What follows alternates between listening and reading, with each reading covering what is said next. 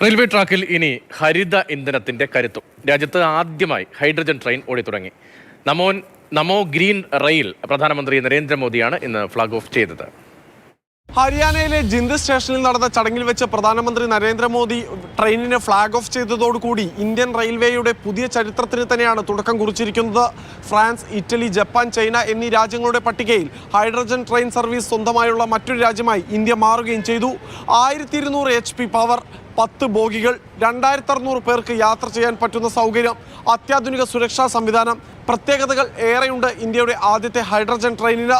നേരത്തെ പറഞ്ഞ ലോകരാഷ്ട്രങ്ങൾക്കെല്ലാം 2 കോച്ചുകൾ മാത്രമുള്ള ട്രെയിനുകളാണ് ഉള്ളതെങ്കിൽ ഇന്ത്യക്ക് 10 കോച്ചുകളാണ് സ്വന്തമായുള്ളത്.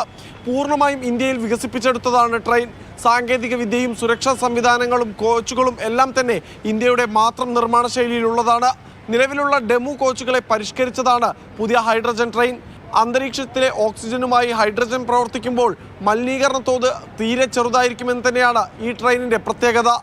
കാർബൺ എമിഷൻ സീറോ എന്ന ഇന്ത്യയുടെ ലക്ഷ്യത്തിലേക്കുള്ള സുപ്രധാന കാൽവെപ്പായി കൂടി മാറുകയാണ് പുതിയ ട്രെയിനുകളെന്ന് പ്രധാനമന്ത്രി നരേന്ദ്രമോദി പറഞ്ഞു. साथियों, ये हाइड्रोजन ट्रेन बाकी ट्रेनों से बिल्कुल अलग है.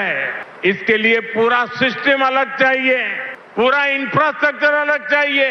यहाँ जिंद में भी इसके लिए तमाम सारी व्यवस्थाएं बनाई गई है. ഹരിയാനയിലെ ജിന്ദ് മുതൽ സോണിപ്പത്ത് വരെയുള്ള 89 കിലോമീറ്റർ പാതയിലാണ് ആദ്യഘട്ടത്തിൽ ട്രെയിൻ സർവീസ് നടത്തുക. 9 സ്റ്റേഷനുകളുണ്ട്. 110 കിലോമീറ്റർ വരെയാണ് പരമാവധി വേഗതയെങ്കിലും ഈ പാതയിലെ സർവീസ് പരമാവധി 75 കിലോമീറ്ററായും റെയിൽവേ ചുരുക്കിയിട്ടുണ്ട്. പദ്ധതി വിജയകരമായാൽ കൂടുതൽ പൈതൃക പാതകളിലേക്കും സർവീസ് വ്യാപിപ്പിക്കാനാണ് ഇന്ത്യൻ റെയിൽവേ ആലോചിക്കുന്നത്. ഇതിന്റെ ഭാഗമായി തന്നെ കൽക്ക ഷിംല പാതയിലും ഹൈഡ്രജൻ ട്രെയിൻ അധികം താമസിക്കാതെ പ്രതീക്ഷിക്കാം. ട്രെയിനിന്റെ നിർമ്മാണ ചെലവ് 80 കോടി രൂപയും ഇതിന്റെ ഭാഗമായി നിർമ്മിച്ചിട്ടുള്ള ഹൈഡ്രജൻ റീഫ്യൂവലിംഗ് സ്റ്റേഷന്റെ ചെലവ് 70 കോടി രൂപയുമാണ്.